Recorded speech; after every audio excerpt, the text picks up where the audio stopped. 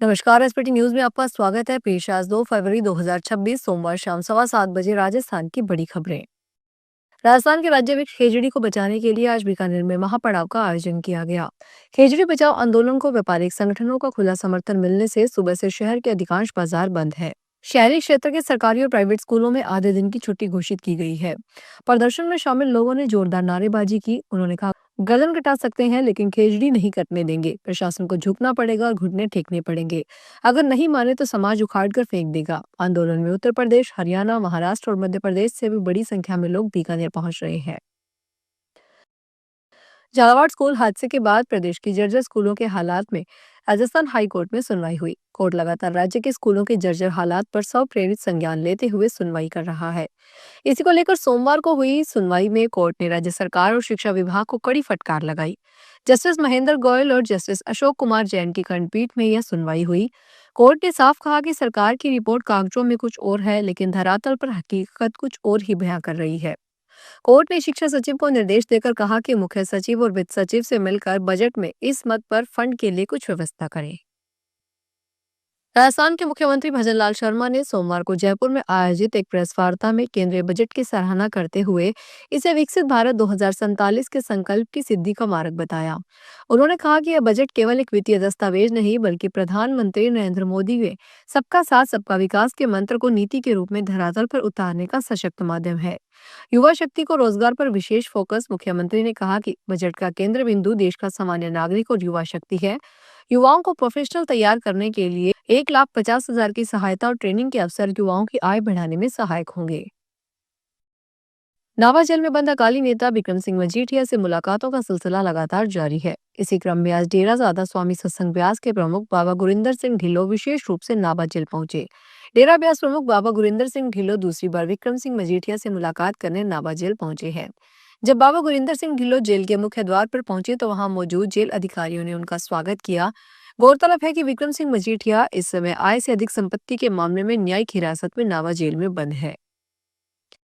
Olympic medallist और चर्चित महिला मुक्केबाज मैरी कॉम ने हाल ही में अपने पूर्व पति को लेकर की गई अपनी टिप्पणी के लिए सार्वजनिक तौर पर माफी मांगी है। मैरी कॉम ने रविवार को पोस्ट किए एक इंस्टाग्राम वीडियो में कहा कि टॉक शो में उनकी टिप्पणियों को गलत समझा गया और वे बातें बहुत ज्यादा भावनात्मक क्षणों में कही गई थी। मैंने वीडियो में कहा, मैं माफी मांगना चाहती हूँ, मेरे बयानों की वजह से सोशल मीडिया पर बहुत से लोग भ्रम का शिकार हो गए। उन्होंने कहा, मैं सभी से, खासकर पुरुष समुदाय से जो मेरी टिप्पणी से दुखी या निराश हुए, दिल से माफी मांगती हूँ। जालौर से जोधपुर जा रही राजस्थान रोडवेज बस में एक महिला और उसके 5 वर्षीय बच्चे को बीच रास्ते में उतारने का मामला सामने आया है। बस कंडक्टर पर शराब के नशे में यात्रियों से बदतमीजी करने का आरोप लगा है। पीड़ित महिला के पति रवि कुमार ने बताया, सोमवार सुबह करीब 10:30 बजे उन्होंने अपनी पत्नी और बच्चे को आहोर के जोधपुर चौराहे से जोधपुर जाने वाली रोडवेज बस में बैठाया था। कुछ ही देर बाद उनकी पत्नी ने फोन कर उन्हें बताया कि कंडक्टर शराब के नशे में उनके साथ अभद्र व्यवहार कर रहा है। राजस्थान माध्यमिक शिक्षा बोर्ड ने वर्ष 2026 की 10वीं और 12वीं की बोर्ड परीक्षाओं के सफल आयोजन को लेकर तैयारियां तेज कर दी है। बोर्ड सचिव गजेंद्र सिंह राठौड़ ने कहा कि माध्यमिक शिक्षा बोर्ड द्वारा परीक्षाओं के साथ साथ परिणामों को समय समय पर जारी करने पर विशेष फोकस किया गया है। उन्होंने बताया कि सरकार से 10वीं का परीक्षा परिणाम 20 मार्च तक जारी करने का वादा किया गया है, जबकि 12वीं का परीक्षा परिणाम भी मार्च में घोषित किया जाएगा। उन्होंने स्पष्ट किया कि परीक्षा संचालन से लेकर मूल्यांकन तक पूरी प्रक्रिया को पारदर्शी और निष्पक्ष रखा जाएगा। हरियाणा के मुख्यमंत्री नायब सिंह सैनी ने सोमवार को राष्ट्रीय राजधानी में प्रधानमंत्री नरेंद्र मोदी से शिष्टाचार मुलाकात की। सैनी को शिष्टाचार भेंट को राज्य के विकास कार्यों और आने वाली राजनीतिक कार्यक्रमों के लिहाज से महत्वपूर्ण माना जा रहा है। बैठक के दौरान केंद्र और राज्य के बीच समन्वय को मजबूत करने पर विशेष जोर दिया गया। राजस्थान में आज मनरेगा बचाओ नरेगा कानून वापस लाओ बीजीजी रामजी बिल को रद्द करने की मांग को लेकर कांग्रेस और अलग अलग संगठन प्रदर्शन कर रहे हैं। जयपुर में शहीद स्मारक पर धरने में प्रदेश भर से मजदूर, कामगार और सामाजिक कार्यकर्ता शामिल हुए। इस दौरान गीत गाकर और नाच गाकर विरोध जताया गया।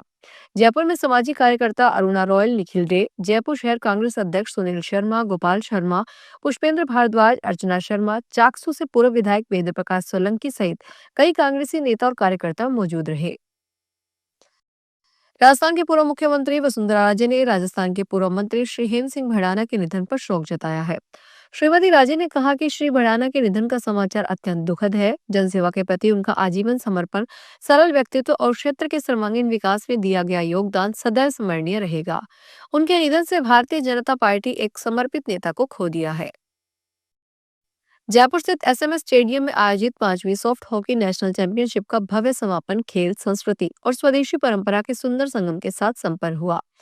4 दिवसीय इस राष्ट्रीय प्रतियोगिता में देश के 12 से अधिक राज्यों की टीमों ने भाग लिया। प्रतियोगिता का अंतिम मुकाबला राजस्थान और महाराष्ट्र की टीमों के बीच खेला गया, जिसमें शानदार प्रदर्शन करते हुए राजस्थान की टीम ने प्रथम स्थान प्राप्त कर पदक अपने नाम किया, जबकि महाराष्ट्र की टीम उपविजेता रही। सोने चांदी की बढ़ती कीमतों में आए उछाल से पुराने जेवरात गिरवी रखने वाले व्यापारियों को धमकियां मिलने लगी है। व्यापारियों का कहना है कि लोग 10-20 साल पुराने गिरवी जेवरात बिना ब्याज या पूर्ण भुगतान के वापस मांग रहे हैं। ऐसा नहीं करने पर व्यापारियों पर कई लोग जबरन वसूली का दबाव बना रहे हैं। ताजा मामला चित्तौड़गढ़ जिले में कनेरा क्षेत्र का सामने आया। व्यापारियों ने अब मामले में पुलिस को शिकायत देकर कार्रवाई की मांग की है। ब्यावर में स्वर्ण समाज ने यूजीसी के नए नियमों के विरोध में एक शांतिपूर्ण प्रदर्शन किया। सैकड़ों की संख्या में समाज जनों और 50 से ज्यादा सामाजिक संगठनों के प्रतिनिधियों ने एकजुट होकर जिलाधीश को राष्ट्रपति के नाम एक ज्ञापन सौंपा। उन्होंने इस नियम को तत्काल निरस्त करने की मांग की है। प्रदर्शन की शुरुआत हनुमान चालीसा के सामूहिक पाठ से हुई। इसके बाद समाज के प्रतिनिधियों ने कहा कि यूजीसी विनियमन 2026 शिक्षा के क्षेत्र में समानता के सिद्धांत पर सीधा प्रहार है। निर्देशक निर्माता रोहित शेट्टी के घर के बाहर शनिवार रात 5 राउंड फायरिंग हुई थी, जिसके बाद उनके जुहू स्थित आवास पर पुलिस सुरक्षा बढ़ा दी गई। इस मामले को लेकर फॉरेंसिक जांच हुई और अभी भी इन्वेस्टिगेशन जारी है। वहीं अब इस हमले के बाद रोहित शेट्टी ने एक बड़ा फैसला लिया है। उन्होंने अगले 2 दिन के लिए अपने सभी काम कैंसिल कर दिए हैं। रोहित शेट्टी ने फायरिंग के बाद अपने करीबी दोस्तों से कम 48 घंटों तक उनसे न मिलने आने का अनुरोध किया है। मीडिया रिपोर्ट के मुताबिक रोहित शेट्टी फिलहाल मुंबई पुलिस के साथ सहयोग कर रहे हैं और अपना बयान दर्ज करवा रहे हैं। अलवर में केंद्र सरकार की ओर से मनरेगा के मूल स्वरूप में बदलाव कर योजना को कमजोर करने का आरोप लगाते हुए और विरोध स्वरूप सोमवार को जिला कांग्रेस कमेटी की ओर से मनरेगा बचाओ संग्राम अभियान के तहत धरना और विरोध प्रदर्शन आयोजित किया गया।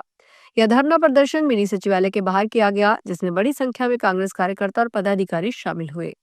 धरने को संबोधित करते हुए कांग्रेस नेताओं ने आरोप लगाया कि केंद्र सरकार मनरेगा की मजदूरी, बजट और कार्य दिवसों में कटौती कर गरीब मजदूर और ग्रामीण वर्ग के हितों पर सीधा हमला कर रही है। फिलहाल इस बुलेटिन में इतना ही। फिर हाजिर होंगे बड़ी खबरों के साथ।